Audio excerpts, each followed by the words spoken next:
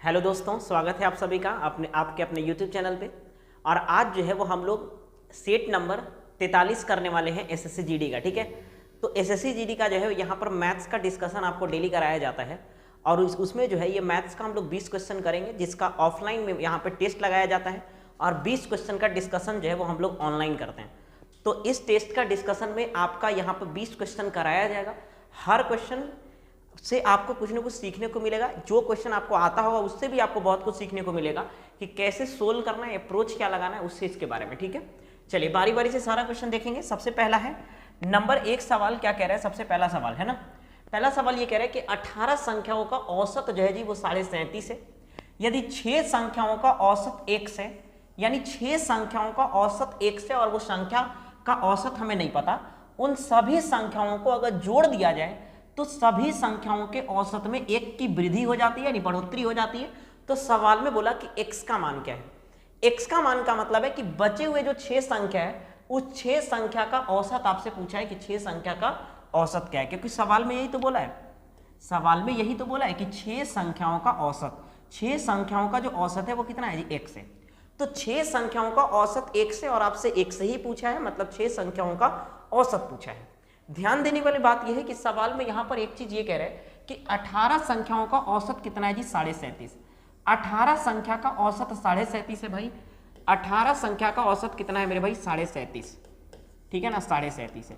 अच्छा, एक चीज और बोला कि अगर 6 संख्याओं का औसत 1 से और उन सभी 6 संख्याओं को जोड़ दिया जाए, अगर उन सभी 6 संख्याओं को जोड़ दिया जाए तो औसत में 1 की वृद्धि हो जाती है। औसत कितना बढ़ जाता है जी 1 बढ़ जाता है। तो ध्यान से देखेंगे, औसत 1 बढ़ेगा। अब सुनिएगा, शुरू में 18 संख्या था लेकिन 6 संख्या जोड़ेंगे तो संख्या कितना हो जाएगा 24। अगर औसत में 1 की वृद्धि हुई, अगर औसत में 1 की वृद्धि हुई, औसत का मतलब होता है प्रत्येक संख्या में 1-1 का बढ़ना। तो मेरे भाई अगर औसत में 1 की वृद्धि हुई, इसका मतलब पूरा संख्या में 24 बढ़ गया होगा। 24 क्या हो गया होगा जी, बढ़ गया होगा। ये 24 क्यों बढ़ा, बोले सर 24 कैसे बढ़ गया? क्योंकि मेरे भाई 18 को संख्या पहले से था, 6 संख्या और जोड़े, यानी संख्या कितना हो गया 24 ठो, संख्या कितना हो गया 24 ठो, लेकिन जोड़ने के बाद 1 की वृद्धि हो गई औसत में। औसत का मतलब है कि हर एक संख्या में 1-1 बढ़ गया। अगर हर एक संख्या में 1-1 बढ़ेगा तो 24 संख्या में कुल 24 बढ़ जाएगा। कितना बढ़ेगा जी 24। लेकिन ये 24 बढ़ा क्यों, क्या आपको पता है क्यों बढ़ा? बोले हाँ सर पता है, वो 6 संख्या जो आप जोड़े ना उसके वजह से बढ़ा। तो 6 संख्या जोड़े उसके वजह से बढ़ा, यानी एक संख्या की वजह से 4 बढ़ा, एक संख्या के वजह से 4 बढ़ा।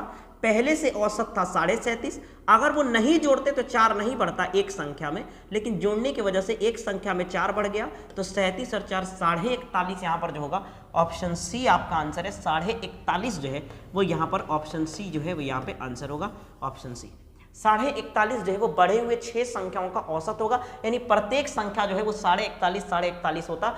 अगर हम नहीं जोड़ते, अगर मान लीजिए वो 6 संख्या हम नहीं मिलाते तो औसत अभी भी जो रहता वो कितना रहता 37.5 ही रहता। 6 संख्या मिलाने की वजह से 24 बढ़ा। 24 क्यों बढ़ा?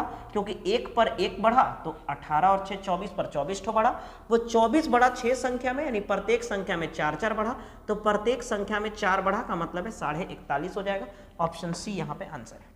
आइए अगले सवाल पे आएंगे। नेक्स्ट क्वेश्चन नंबर 42 कह रहा है कि एक व्यक्ति जो है वो 80 किलो चावल खरीदता है और उसमें 30 किलो के लिए किए गए भुगतान के बराबर लाभ पर बेच देता है। आपको ये बताना है कि कह रहा है कि 80 किलो चावल यहाँ पे खरीदता है, लेकिन जब वो बेचता है ना तो उसको 30 किलो के लिए किए गए भुगतान, 30 किलो के लिए किए गए भुगतान का मतलब कितना है? इसका मतलब यह है कि 30 किलो के लिए वो जितना पैसा दिया था ना, भुगतान मतलब 30 किलो के लिए वो जितना पैसा पे करके आया था उसके बराबर उसको फायदा हो गया है, लाभ हो गया है बेचने पर। तो सवाल में बोला कि लाभ कितना है जी, लाभ। तो ध्यान से सुनेंगे, 30 किलो के बराबर लाभ हो गया तो मेरे भाई 1 किलो का जो सीपी हो जाएगा, मेरे भाई 1 किलो का जो सीपी है वो मान लीजिए 1 रुपया। तो भाई 80 किलो अगर खरीदेगा तो सीपी कितना हो गया 80 रुपया। सीपी कितना हो गया जी 80 रुपया, यानी 80 रुपया में सामान खरीद के लाया है, लेकिन उसको प्रॉफिट हो गया, फायदा हो गया कितना जी, तो 30 किलो के क्रय मूल्य के बराबर। तो 30 रुपया का फायदा है मेरे भाई। 30 रुपया का फायदा है कितना रुपए पे जी 80 रुपया पे। 80 रुपया पे 30 रुपया का फायदा 3/8, और 3/8 का मतलब कितना हो जाएगा 37.5%, क्योंकि 1/8 होता है 12.5% और 3/8 करेंगे तो 12.5 का 3 गुना, यानी कितना हो जाएगा 37.5%। ऑप्शन सी यहाँ पे आंसर है। चलिए आगे बढ़ेंगे अगले सवाल पे। अगला सवाल है आपके सामने 43 नंबर। 43 नंबर सवाल अच्छा सवाल है, ध्यान से देखेंगे कैसे बनेगा ये। 43 है ना, आइए कह रहा है कि एक खोखले अर्धगोलार्ध वाले बर्तन का आंतरिक व्यास 24 सेंटीमीटर है।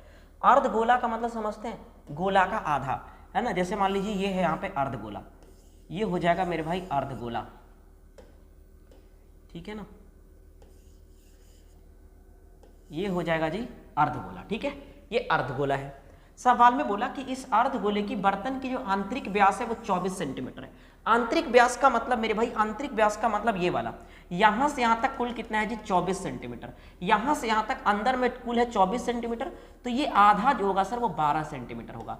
ये आधा कितना होगा जी 12 सेंटीमीटर। सवाल में ये बोला यह बर्तन जो है वो 1.5 मीटर मोटाई है। 1.5 मीटर मोटा मतलब इधर भी 1.5 मीटर मोटा है 0.5, और इधर भी क्या है जी बर्तन जो है वो 1.5 मीटर मोटा है 0.5 मीटर। 0.5 मीटर दोनों तरफ इतना जो है यहाँ पर सेंटीमीटर मोटा है। तो कह रहा है कि बर्तन की कुल पृष्ठीय क्षेत्रफल ज्ञात करो। बर्तन की कुल पृष्ठीय क्षेत्रफल, आपको ध्यान देना है कुल पृष्ठीय क्षेत्रफल क्या होगा। जैसे मान लीजिए एक कटोरा, कटोरा समझते हैं ना, कटोरा है ना, तो उसको जो है वो वही है अर्धगोला। अब उसका कुल पृष्ठीय क्षेत्रफल किधर होगा, कुल पृष्ठीय क्षेत्रफल जो होगा वो ये होगा। जैसे यहां पर कह रहा है कि खोखले अर्धगोले वाले बर्तन का व्यास है इतना, तो ये खोखला है मेरे भाई, ये क्या है जी खोखला है, यानी कटोराई शेप मान लेंगे। तो यहां कह रहा है कि कुल पृष्ठीय क्षेत्रफल कितना होगा। कुल पृष्ठीय क्षेत्रफल का मतलब है ये बाहर से ये एक ठो हो जाएगा, एक ठो तो ये हो जाएगा, ठीक है ना, और एक ठो ये हो जाएगा। अंदर से भी समझने के प्रयास करिएगा। 3D शेप है थोड़ा सा, जैसे कटोरा है तो बाहर से भी सरफेस एरिया होगा और अंदर से भी सरफेस एरिया होगा। उसके बाद ये ऊपर जो मोटा बनेगा ना, तो ये जो रिंग बनेगा, इतना जो सर्कुलर रिंग बनेगा, ये रिंग बनेगा जी सर्कुलर, तो इस रिंग का भी एरिया, तो ये तीनों को जोड़ेंगे तब जाकर के यहाँ पर कुल पृष्ठीय क्षेत्रफल हमें मिलेगा, है ना। ये तो कुल पृष्ठीय क्षेत्रफल। तो आपको क्या करना है, पहले इसका क्षेत्रफल निकालेंगे। किसी भी अर्धगोले का जो सरफेस एरिया होता है, यानी जो क्षेत्रफल होता है पृष्ठीय क्षेत्रफल, वो क्या होता है मेरे भाई 2πr²। अर्धगोले का जो क्षेत्रफल होता है वो क्या होता है जी 2πr²। तो ये हो जाएगा मेरे भाई 2πr², 2 गुने पाई, पाई को अभी ऐसे ही रहने देंगे, r²। रेडियस कितना है, रेडियस मतलब त्रिज्या, तो ये 12 सेंटीमीटर, यहाँ से यहाँ तक आधा इसका मोटाई भी है, तो 12 में आधा जोड़ेंगे 12.5, 12.5 का स्क्वायर, यहाँ पर 2πr², ठीक है ना। इसको सोल्व करोगे भाई तो 2 गुने पाई, 12.5 का स्क्वायर करेंगे कितना हो जाएगा, इसको लेंगे तो कितना हो जाएगा, ये 5×5 = 25। आप एक चीज सोचो कि इस सवाल को अगर हम नहीं भी सोल्व करें तो आंसर लगा सकते हैं जल्दी से, जैसा कि ऑप्शन दिया गया। अगर ऑप्शन थोड़ा अलग रहता तो दिक्कत था, लेकिन ऑप्शन ऐसा है कि हम ऐसे ही सोल्व कर सकते बिना बनाए हुए, बस हम बना के आपको बता देंगे। लेकिन आपको बिना बनाए भी आप इस क्वेश्चन के आंसर को टिक कर सकते हैं। कैसे कि जैसे मान लीजिए कि अगर 12.5 का स्क्वायर करेंगे तो ये तो खुद ही 144 से बड़ा आएगा, क्योंकि 12 का स्क्वायर ही 144 होता है। 144 में 2 जोड़ेंगे 288, 288 जो कि बहुत बड़ा नंबर आ रहा है। नहीं देख रहे, बहुत बड़ा नंबर, क्योंकि यहाँ पर ना ये जो है वो बहुत बड़ा नंबर आ रहा है, क्योंकि ये तो अभी तो केवल हम बाहर वाला क्षेत्रफल निकाले, फिर अंदर वाला निकालेंगे, फिर ये रिंग का निकालेंगे, तो ओवरऑल मिला करके क्षेत्रफल बहुत ज्यादा आएगा। लेकिन ऑप्शन में ऐसा कहीं नहीं है, तो ऑप्शन डी यहाँ पे आंसर होगा, नन ऑफ दिस। लेकिन आपको कैसे सोल्व करना है, 2 × पाई और 12.5 का स्क्वायर करेंगे। तो आप इसको अप्रॉक्स भी ले सकते हैं, मान लो हम इसको 12 ही मान लेते हैं, 144, ठीक है, तो कितना हो जाएगा 288 पाई, ठीक है। उसके बाद आप अंदर का निकाल लेंगे, ये अंदर का, तो अंदर का भी वही हो जाएगा जी 2πr², 2 गुने पाई, और r² का मतलब फिर से कितना 12 का स्क्वायर, तो 12 का स्क्वायर 144 को 2 से गुना करोगे 288 पाई, ये तो हो गया। लेकिन अब आपको रिंग भी निकालना है। ये जो रिंग है यहाँ पर रिंग, ये जो रिंग बन रहा है ना रिंग, ये जैसे कटोरा है तो इसके ये जो बनेगा ना रिंग, इसका भी निकालना है। तो ये रिंग का अगर हम क्षेत्रफल निकालेंगे, रिंग का क्षेत्रफल, तो ये कितना होगा जी πr², क्योंकि एक सर्कल है, ये भी क्या है सर्कल, πr²। लेकिन पाई, अब ध्यान से देखना है, ये 2 रिंग बन रहा है या 2 गोला बन रहा है, ऐसे ऊपर में ऐसा सरफेस बनेगा, सतह बनेगा। तो अगर आप बड़े वाले क्षेत्रफल, बड़े वाले वृत्त के क्षेत्रफल में से छोटे वाले सर्कल का एरिया घटाओगे तभी जाकर के ये रिंग निकलेगा। तो मेरे भाई आपको पाई कैपिटल r² में से पाई छोटा वाला r² घटाना होगा। यहाँ से मेरे भाई पाई कॉमन लेंगे तो r² - r², r² को हम क्या लिख सकते हैं जी, r² - r² को a² - b² यानी a + b × a - b, r + r × r - r। तो ये कितना हो जाएगा जी, बड़ा वाला रेडियस कितना है, बड़ा वाला रेडियस है 12 और आधा 12.5, जबकि छोटा वाला रेडियस कितना है, छोटा वाला रेडियस बोलोगे भाई 12 है। तो आपको कुछ नहीं करना, r प्लस r 12.5 और 12 हो जाएगा 24.5 और गुने r माइनस r यानी कितना हो जाएगा आधा 0.5, 12.5 में से 12 घटाओगे 0.5 का मतलब आधा। अब आप इसको भी आधा करोगे, 245 का आधा 122.5 और ये हो जाएगा 12.25 पाई। तो रिंग का क्षेत्रफल इतना आ गया। अंदर से जो सतह बनेगा, अंदर वाला सतह का क्षेत्रफल 288 पाई और बाहर वाला का भी लगभग 288 ही आएगा, लगभग 288 ही आएगा बाहर वाला का, बाहर वाला का ये लगभग होगा, लगभग मान इसका भी क्या होगा जी 288 ही आएगा। तो सबको जोड़ लो, 288 288 और 12.5, तो ये कितना हो जाएगा 12.5, ये जोड़ना है मेरे भाई। तो कितना 88 और 1200 है ना, तो ये हो जाएगा 300 200 588, 588 में 5 जोड़ेंगे 588.5 पाई, इतना होना चाहिए आंसर, ये होगा आंसर। ऐसा ऑप्शन भी नहीं था तो ऑप्शन डी यहाँ पे आंसर होगा, ऑप्शन डी। ठीक है, बनाने का तरीका पूरा का पूरा ये होगा आपका कि एक बार बाहर के सतह का क्षेत्रफल निकालेंगे, एक बार अंदर के सतह का क्षेत्रफल निकालेंगे, फिर जो रिंग बन रहा है ऊपर में, जो सतह पर जो रिंग बन रहा है, जितना मोटा वो कटोरा है, जितना मोटा वो गोला है, उसका जो है हमें निकालना पड़ेगा रिंग का। चलिए आगे बढ़ते हैं, नेक्स्ट अगले सवाल पे आएंगे। अगला क्वेश्चन है कि किसी परीक्षा में पास होने की संख्या का फेल होने की संख्या से अनुपात 3:2 है। यदि 12 विद्यार्थी और पास हो गए तो पास होने वाले और फेल होने वालों की संख्या का अनुपात इतना है, तो परीक्षा पास करने वाले विद्यार्थियों की संख्या कितनी है। कह रहा है कि किसी विद्यार्थी में पास होने वाले और फेल, तो दो चीज है जी, एक पास है और एक क्या है मेरे भाई फेल है। पास फेल का जो अनुपात है वो 3:2 है, 3:2 है। सवाल में कह रहा है यदि 12 विद्यार्थी और पास हो गया, मेरे भाई 12 विद्यार्थी और क्या हो गया जी पास, तो पास हुआ है 12 विद्यार्थी, 12 विद्यार्थी क्या हो गया और पास हो गया, और पास होने की वजह से जो अनुपात है वो 21:10 हो गया। कितना हो गया जी 21:10। तो सवाल में बोला कि परीक्षा पास करने वाले विद्यार्थियों की संख्या, यानी आपको बताना है कि परीक्षा पास करने वाले विद्यार्थियों की संख्या शुरुआत में कितना था, शुरुआत में कितना था ये आपको बताना। तो आपको ये पता होना चाहिए कि अगर पास वाला विद्यार्थी 12 बढ़ा है, इसका मतलब फेल तो उतना ही हुआ था, तो फेल तो बराबर होना चाहिए, फेल बराबर होना चाहिए मेरे भाई। फेल यहाँ 10 है, यहाँ 2 है, तो इसको अगर 5 से गुना कर देंगे पूरे रेशियो को, तो ये भी 10 बन जाएगा। तो ये हो जाएगा मेरे भाई 15:10 और ये कितना हो जाएगा जी 21:10, 21:10 है ना। तो भाई फेल तो उतना ही है, लेकिन पास कितना ज़्यादा है, 6 ज़्यादा है। पास वाले लोग कितना ज़्यादा है जी 6 ज़्यादा है। इसी 6 का मान सवाल में 12 दे रखा है, इसी 6 का मान सवाल में कितना दे रखा है जी 12, इसी 6 का मान सवाल में दे रखा है 12 जो कि 2 गुना है। तो आपसे पूछा था कि शुरू में पास कितना हुआ था, तो 15 हुआ था, 15 का 2 गुना करोगे भाई तो कितना हो जाएगा 30, और ये ऑप्शन है, ऑप्शन है, ठीक है ना। ऑप्शन ए जो है वो यहाँ पर आंसर होगा। चलिए आते हैं अगले सवाल पर। क्वेश्चन नंबर नेक्स्ट है 45। एक वस्तु का अंकित मूल्य 1500 रुपये है और X% की 2 क्रमिक छूट पर अंकित मूल्य जो है वो 587.40 की अकेली छूट के बराबर है। यदि अंकित मूल्य पर सिर्फ X% की एक छूट दी जाती तो उस वस्तु का क्रय मूल्य कितना होगा। सवाल को समझेंगे। कह रहा है एक वस्तु का अंकित मूल्य जो है वो 1500 रुपया है। एक वस्तु का अंकित मूल्य यानी वस्तु जब आप खरीदने गए तो उसका अंकित मूल्य कितना है जी 1500 रुपया, ठीक है ना। सवाल में ये बोला कि और X% की 2 क्रमिक छूट यानी 1500 रुपया किसी भी सामान पे लिखा हुआ था। दुकानदार क्या किया, X% का 2 क्रमिक छूट दे दिया। बोला लो X% का छूट दिए, फिर X% का छूट दिया। इसके चलते ये जो छूट मिला ना वो 587 रुपया, 587.4 रुपये का छूट मिला। सवाल यही बोला है, कह रहा है कि X% की 2 क्रमिक छूट अंकित मूल्य पर इतना रुपए की अकेली छूट के बराबर है। मेरा कहने का मतलब है कि X% से जो अकेला छूट बनेगा वो 587.40 का छूट बनेगा। कहने का मतलब है मेरे भाई कि अगर X% छूट दे रहा है और फिर X% छूट दे रहा है तो जो अकेला यानी सिंगल डिस्काउंट होगा वो 587.4 रुपये के बराबर होगा। तो सवाल में बोला कि अगर 2 बार छूट नहीं देते, अगर केवल एक ही बार X% का छूट देते तो सामान जो है वो कितना में बिकता, यही हमसे पूछा है। पहले तो आपको ये पता करना पड़ेगा कि ये 1500 रुपये के सामान पर अगर 587 रुपया का छूट दिया तो टोटल डिस्काउंट दिया कितना, टोटल कितना का डिस्काउंट हुआ। तो आपको ये पता करना है, क्योंकि आपको पता है कि डिस्काउंट जो होता है वो हमेशा क्या होता है अंकित मूल्य पर। तो अंकित मूल्य 1500 रुपया है, डिस्काउंट जो दिया वो 587.40 का दिया, और ये जो है वो कितना के बराबर है आपको यही पता करना है।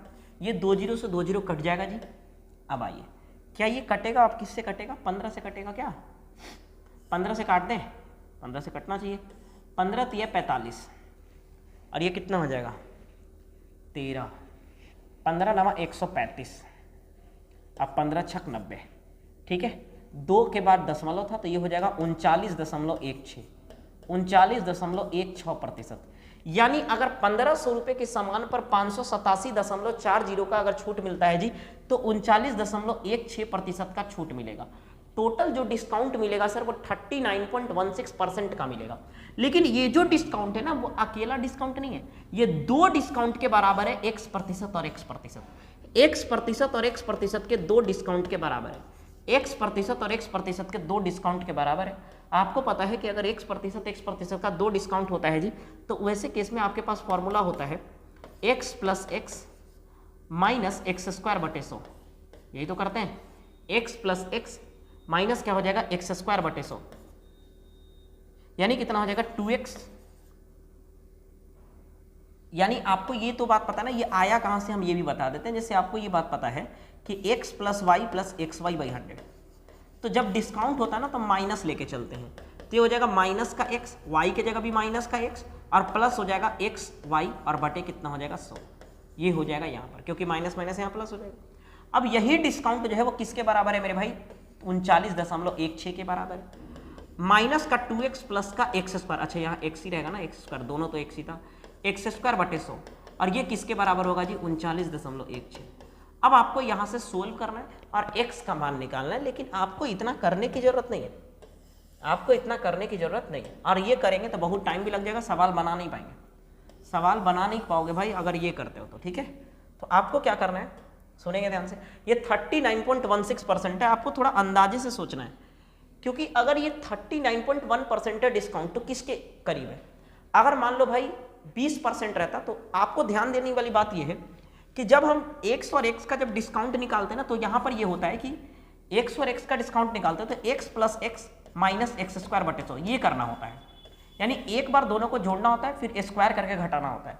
मान लो कि अगर x 20 के बराबर है, क्योंकि आपको यहाँ पे अंदाज लगना चाहिए 20 40 के करीब पहुंचना है हमको, तो अगर मान लो x 20 के बराबर है तो 20 दूना 40 तो हो जाएगा, लेकिन 20 का स्क्वायर 400 बटे 100 यानी 4 घटाएंगे तो 40 में से 4 घटाएंगे तो 36 आ जाएगा, जबकि यहाँ 39 है तो 40 से काम नहीं चलेगा, क्या 22 से होगा, 22 से। अगर मान लो भाई हम x की जगह 22 रखते हैं 22, तो 22 और 22 कितना हो जाएगा 44, माइनस 22 का स्क्वायर करोगे 484 और बटे कितना हो जाएगा 100, यानी कितना हो जाएगा 44 माइनस का 484 यानी 4.84। 44 में से 4.84 घटाने पे इतना आ रहा है, हाँ सर आ रहा है, बिल्कुल आएगा, क्योंकि 44 में से 5 घटाओगे तो 39 आता, लेकिन 84 और घटाना है तो 0.16 और बच जाएगा, तो ये कितना हो जाएगा 44। यानी कहने का मतलब है आपको अंदाजे से थोड़ा सा दिमाग लगा के जल्दी से बोलना होगा कि x का मान जो है वो यहाँ पर 22% के बराबर है, x का मान जो है वो 22% के बराबर है हीट एंड ट्रायल मेथड से। अगर आप ऐसे करोगे तो दिन बीत जाएगा, ऐसे करने की जरूरत नहीं है, ये एक द्विघात समीकरण बनेगा, सोल्व करना बहुत मुश्किल है। x बराबर कितना हो जाएगा 22%। अब जब x बराबर 22% है तो सवाल में बोला कि अगर x% की डिस्काउंट देंगे तो वस्तु का क्रय मूल्य कितना है। क्रय मूल्य का मतलब है मेरे भाई कि अगर किसी भी सामान 100 रुपया का है तो उसका क्रय मूल्य अगर 22% का डिस्काउंट है मतलब सामान को 78 रुपया में बेचा जा रहा है, 78 रुपया में बेचा जा रहा है। कितने के सामान को जी 1500 रुपये के सामान को, 2 जीरो से 2 जीरो कट जाएगा, 15 8 120 12, 15 7 105 और 12 कितना हो जाएगा 117 और ये हो जाएगा 1170, ऑप्शन डी यहाँ पे आंसर है। अच्छा सवाल था, लेकिन वैसा भी ज़्यादा भी अच्छा नहीं था, लेकिन आप यहाँ से अगर आपको डायरेक्ट पता चल रहा है कि x का मान 22 है तो ऑब्वियस बात है ये सवाल जल्दी बन जाएगा, इसमें कुछ नहीं है। चलिए आगे बढ़ते हैं, और नहीं पता चल रहा है तो फिर वही बेसिक है, फिर द्विघात समीकरण यूज करो, दिन बीत जाएगा। यहाँ पे आते हैं, नियत तालाब पानी से भरे जाने वाले एक खाली तालाब को उसकी क्षमता के 3/5 भाग भरे जाने में 8 घंटे लगता है, तो पूरे तालाब को भरने में कितना समय लगेगा। अच्छा सवाल है, लेकिन बहुत सिंपल है सवाल, अच्छा है भाई, देखोगे एक बार पहली बार नहीं बनेगा, लेकिन हम बताते हैं तरीका कैसे सोल्व होगा, ये बहुत ईजी सोल्व कर लेंगे। अभी हम 3/5 है, मतलब कह रहा है कि एक तालाब का 3/5 भाग भरने में अगर टोटल भाग 5 है तो मात्र भरना कितना है जी 3, मात्र कितना भरना है जी 3, तो 3 भाग भरने में बोलो कितना समय लगा, 3 भाग भरने में कितना समय लगा जी 8 समय लगा। तो सवाल में बोला 5 भाग भरने में कितना समय लगा, बस यही तो हमसे पूछा है। सवाल में बोला 5 भाग भरने में कितना समय लगेगा, बात खत्म। तो ये हो जाएगा 8 तरीके 24/5, 24/5 का मतलब हो जाएगा 5 चौक 20 और 4/5, 4/5 का मतलब 12 × 5 = 60 और 4 × 48 यानी 4 घंटा 48 मिनट। ऑप्शन डी यहाँ पे आंसर होगा। ठीक है, इस सवाल को अगर पहली बार देखोगे तो रियली बताते नहीं बनेगा, और ये सबसे बेस्ट तरीका है इसका, इससे आसान तरीका हो ही नहीं सकता। आगे बढ़ते हैं नेक्स्ट। कह रहा है यहाँ पे कि आयु में 8 वर्ष का अंतर होने पर, आयु में 8 साल के अंतर होने पर दोनों भाई का आयु का योग जो है वो 10 वर्ष के बाद दुगना हो जाता है, तो छोटे भाई और बड़े भाई की आयु का अनुपात ज्ञात करो। अच्छा, यहाँ पर कुछ भी दिया नहीं है, ना अनुपात दिया, ना कुछ भी दिया, ना छोटे भाई का कोई आयु दिया, कुछ भी नहीं दिया, तो थोड़ा सा आपको इसको बेसिक से बनाना पड़ेगा। छोटे भाई का उम्र, और ऐसा भी नहीं कि बेसिक से बनाएंगे तो टाइम लगेगा, नहीं लगेगा, हम आसान बताते हैं। छोटे भाई का उम्र अगर 1 साल है तो बड़े भाई का उम्र बताओ कितना होगा। बड़े भाई का उम्र जो है वो x + 8 होगा, क्योंकि सवाल में बोला है 8 साल का अंतर है। कह रहा है कि 8 साल के अंतर होने पर दो भाइयों की आयु का योगफल 10 साल के बाद दुगना हो जाता है। उन दोनों का जो उम्र जोड़ने पर ना 10 साल के बाद दुगना हो जाता है। दो भाइयों का आयु का योगफल जो है 10 साल के बाद दुगना हो जाता है।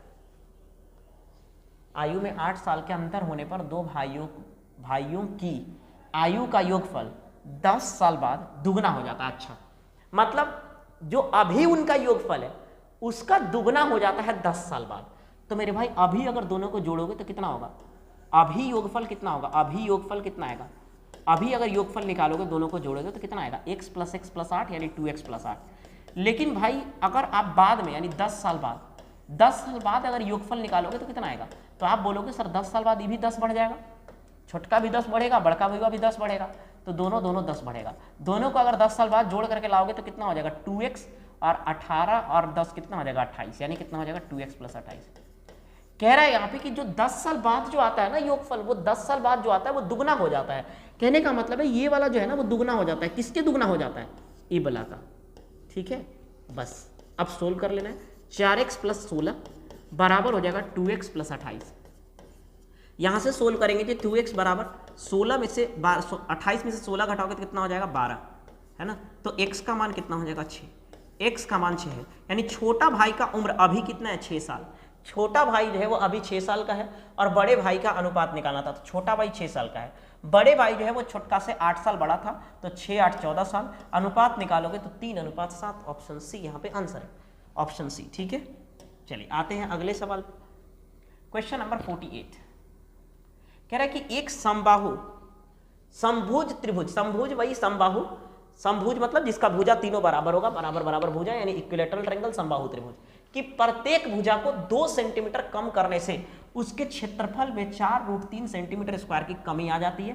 तो त्रिभुज की प्रत्येक भुजा की लंबाई कितना है।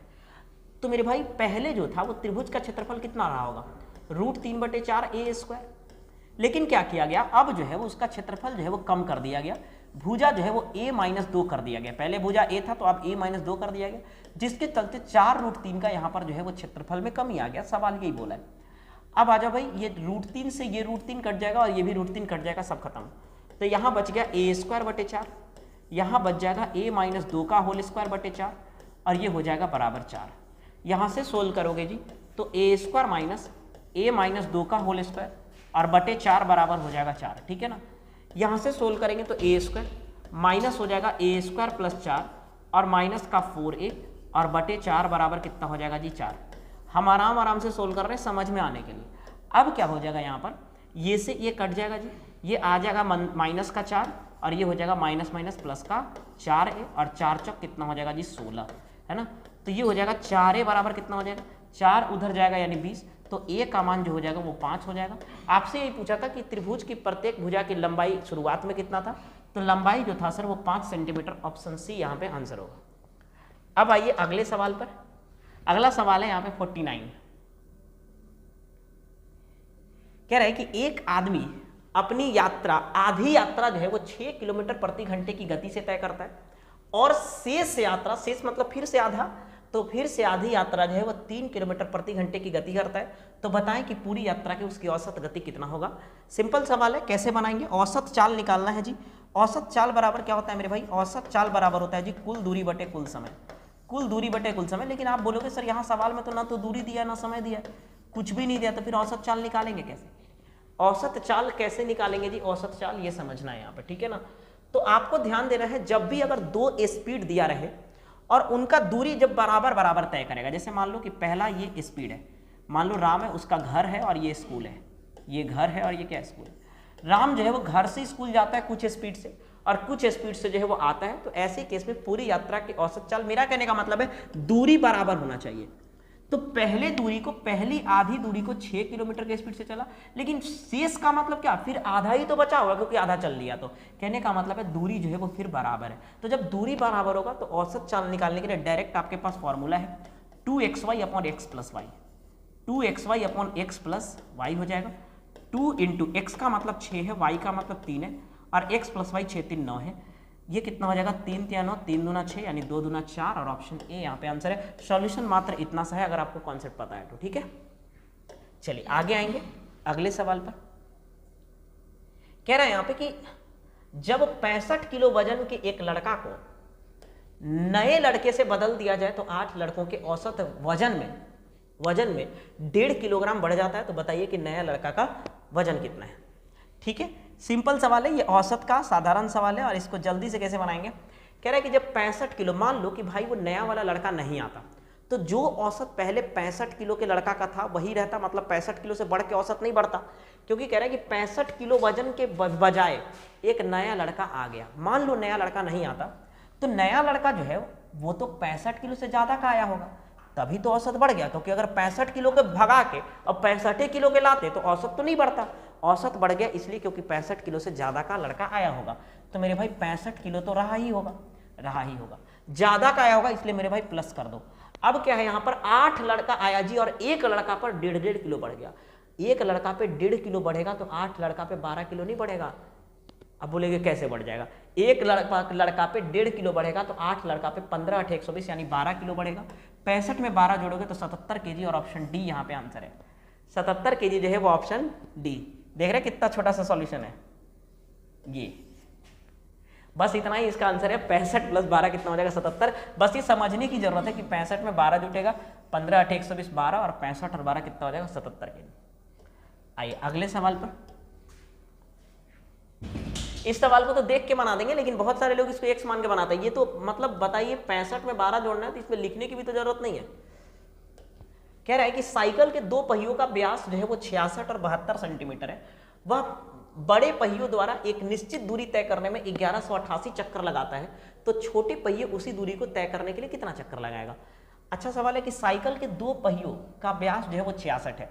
क्या आपको पता है कि जो साइकिल का जो एक पहिया जो होगा वो जब एक चक्कर में कितना दूरी तय करेगा। कोई भी चक्का जो है वो एक चक्कर में अपने परिधि के बराबर दूरी करेगा, एक चक्कर में अपने परिधि के बराबर दूरी तय करेगा जी। तो मान लीजिए 2 साइकिल का पहिया, एक ये है और एक ये है। इसका जो डायमीटर है वो 66 है। डायमीटर कितना है जी 66। पहिया का डायमीटर 66 है तो रेडियस 33 होगा। पहिया का डायमीटर अगर 72 है तो रेडियस कितना होगा 36 होगा। अब अच्छा कह रहा है कि बड़े पहियों द्वारा निश्चित दूरी तय करने में 1188 चक्कर लगा। ये बड़ा पहिया है, ये जो है वो 1188 चक्कर लगाया, 1188 चक्कर, लेकिन एक चक्कर में कितना घुमा होगा। बोलेंगे 2 पाई आर यानी उसके व्यास के बराबर। 2 पाई आर, अभी रुक जाओ पाई को रहने देते हैं, ये कितना हो जाएगा 2 पाई आर यानी कितना 36। इतना चक्कर लगाया होगा जी एक पहिया में, एक चक्कर में इतना दूरी गया होगा, लेकिन 1188 चक्कर गया तो इतना टोटल इतना दूरी यहाँ पे गया होगा। टोटल इतना दूरी ये तय कर लिया 1188 चक्कर में, ठीक है। लेकिन कह रहा है कि छोटी पहिया इसी दूरी को अगर छोटका पहिया जाता, इसी दूरी को छोटका पहिया जाता तो कितना चक्कर लगाता। तो छोटे वाले पहिए जो है वो एक चक्कर में कितना जाएगा, बोलेंगे 2 पाई आर, तो 2 गुने पाई, और छोटा वाला का त्रिज्या 33 है। पाई से पाई कट गया, 2 से 2 कट गया, 3 से 11 बार में 3 से हो जाएगा 12 36 है ना। 11 से काट लो भाई, कट जाएगा, हाँ जी कट जाएगा। 11 एकम 11, 11 8 88, तो 12 8 96, लास्ट में 6 होना चाहिए, सब में है। 12 8 96 बचेगा 9 और ये 9 और ये 12, 1296। ऑप्शन बी यहाँ पे आंसर होगा 1296, ठीक है 1296। चलिए अगले सवाल पे आएंगे, क्वेश्चन नंबर नेक्स्ट। अगला क्वेश्चन कह रहा है कि 36 किलोमीटर प्रति घंटे की चाल से चल रही एक बस 22 सेकेंड में एक लैंप पोस्ट को पार कर लेती है, तो वह 350 मीटर लंबे सुरंग को पार करने में कितना समय लगेगा। इस सवाल में कुछ भी करने की जरूरत नहीं है, सिंपल सवाल है। कह रहा है कि 36 किलोमीटर प्रति घंटे की चाल से चल रही एक बस 22 सेकेंड में एक लैंप पोस्ट को पार कर लेती है, तो 350 मीटर लंबे सुरंग को कितने समय में पार करेगी। अच्छा जी, आप ध्यान से सोचो कि अगर कोई भी ट्रेन अपना मतलब अगर एक कोई भी लैंप पोस्ट को पार करती है तो ऐसे केस में वो बस अपने बराबर दूरी को तय करती है। लेकिन यहाँ पे क्या है कि 350 मीटर, मान लो मेरे भाई कि अगर ये 350 मीटर सुरंग नहीं होता तो उसको अभी भी 22 सेकंड लगना चाहिए था। 350 मीटर सुरंग नहीं होता तो अभी भी उसको 22 सेकंड लगना चाहिए था। लेकिन 350 मीटर सुरंग को भी अगर वो 36 के स्पीड से चलेगा, 36 का मतलब है 5/18 से गुना करेंगे, 5/18/18 ऊपर चला जाएगा, तो 18 दूना 36 और 10 से काटोगे तो 35, यानी 35 सेकंड उसको एक्स्ट्रा लगेगा। 35 में 22 जोड़ोगे यानी 57 सेकंड का समय लगेगा। ऑप्शन डी यहाँ पे आंसर है। आपको कुछ भी दूरी वगैरह नहीं निकालना है। इस सवाल में लोग दूरी निकाल के बताते हैं बट नहीं करना है ऐसे। आगे बढ़ेंगे नेक्स्ट। एक व्यक्ति साइकिल से अपने घर से ऑफिस निश्चित समय में जाना चाहता है, हाँ चाहता है ये लिखा हुआ। यदि वह साइकिल 10 किलोमीटर प्रति घंटे की चाल से चलाता है तो 4 मिनट लेट से पहुंचता है, 4 मिनट कम समय में पहुंच जाता है, यानी पहले ही पहुंच जाता है। अगर 8 घंटे प्रति किलोमीटर के चाल से चलाता है तो 5 मिनट लेट लग जाता है, तो ऑफिस और घर के बीच की दूरी क्या होगा?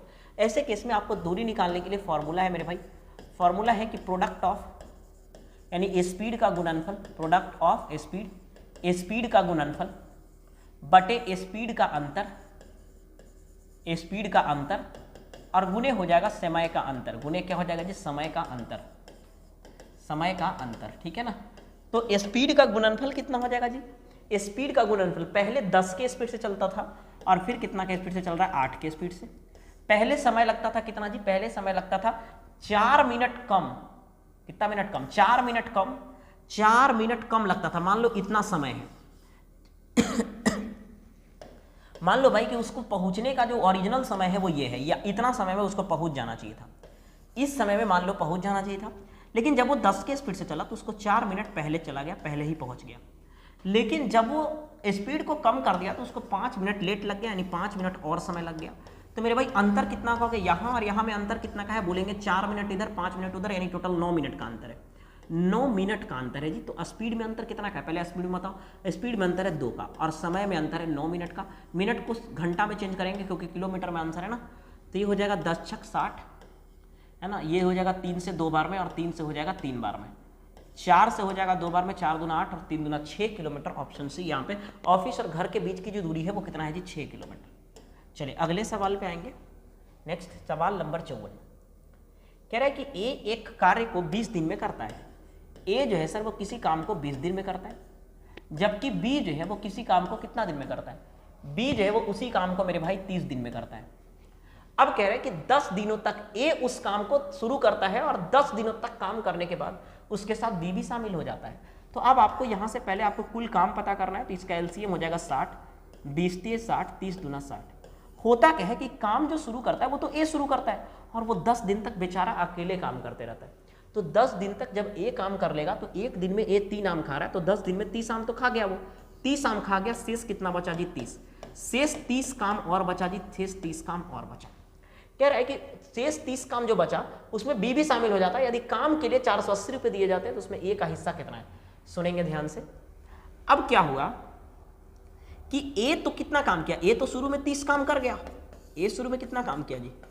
30 काम कर गया।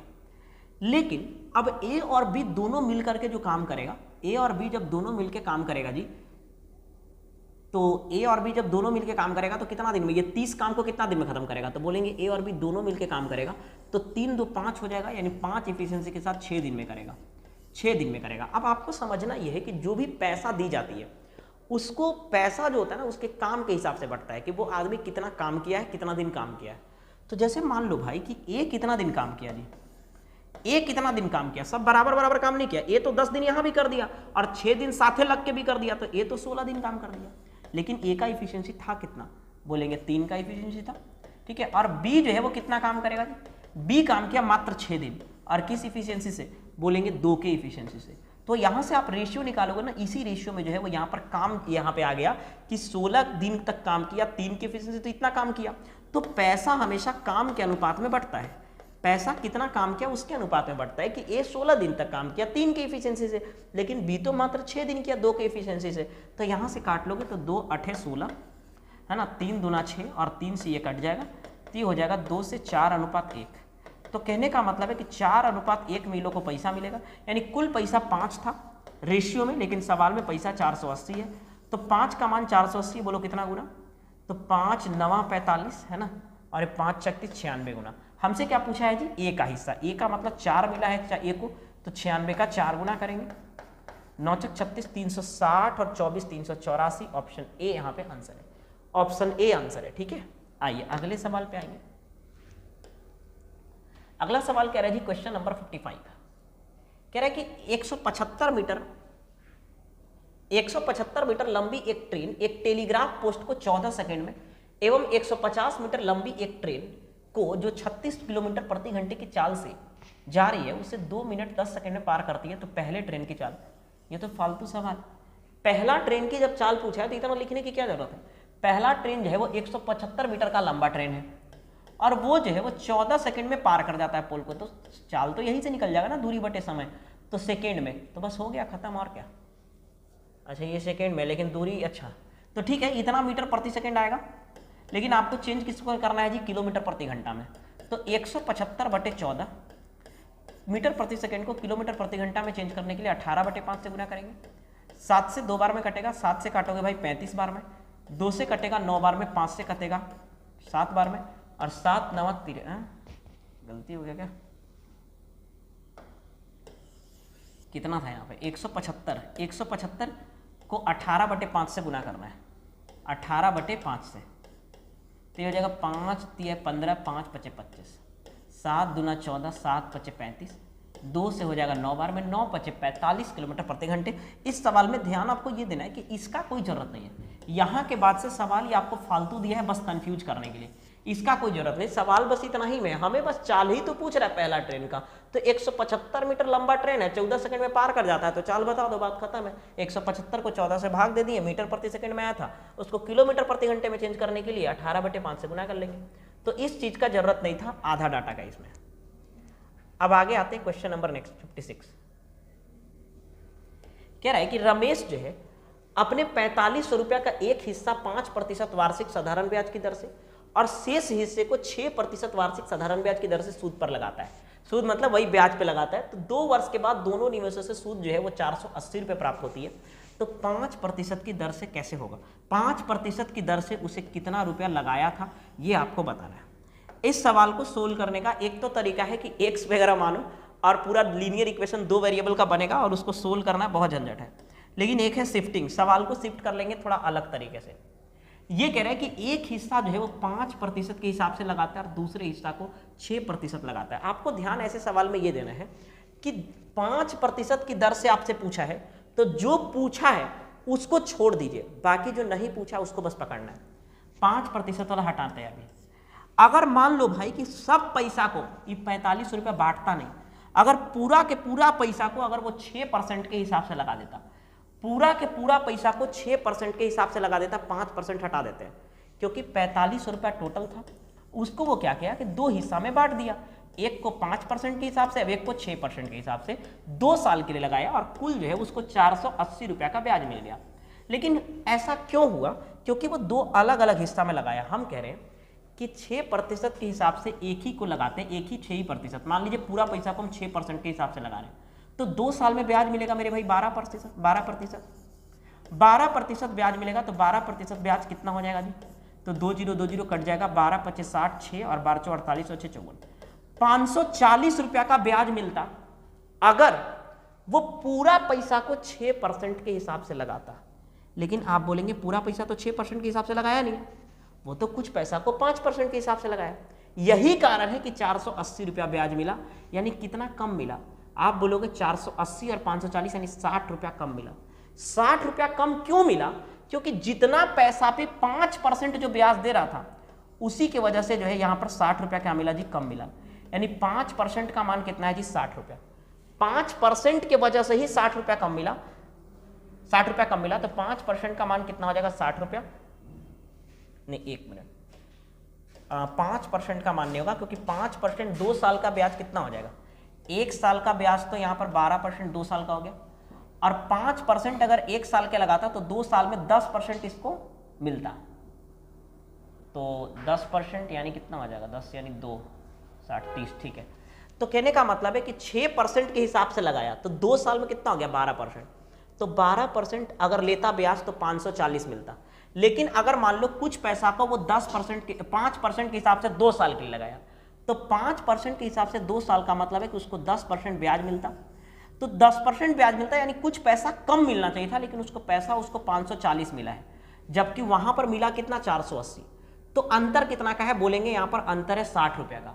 लेकिन सवाल में अंतर कितना का है, 6% के हिसाब से 12% और जबकि 5% के हिसाब से 10%। तो अंतर मात्र है यहाँ पे 2% का, और 2% का ही मान कितना है 480 और 540 यानी 60 है। तो 1% का मान 30 है।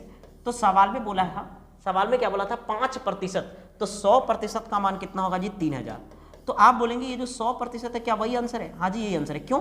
क्योंकि हम इसको कोई छेड़छाड़ नहीं किए थे, और ये जो अंतर निकला है ना वो इसी के वजह से निकला है, क्योंकि अगर पूरा पैसा को 6% पे लगा देते तो 540 रुपया मिलता, लेकिन हम पूरा पैसा को नहीं लगाए हैं, कुछ पैसा यहाँ पे छोड़ दिए, पूरा पैसा को 6% पे नहीं लगाए हैं, कुछ को 5% पे लगाए हैं, यानी 2% की कमी कर दिए हैं। और 2% का मान 60 है, तो 1% का मान 30 है, तो 100% का मान 3000 है। जिस परसेंटेज को आप छोड़े होंगे उसी का आंसर यहाँ पे आता है। तो आप 5% को छोड़े थे, तो 5% का ही 5% वाला ही पैसा कितना है 3000 रुपया है।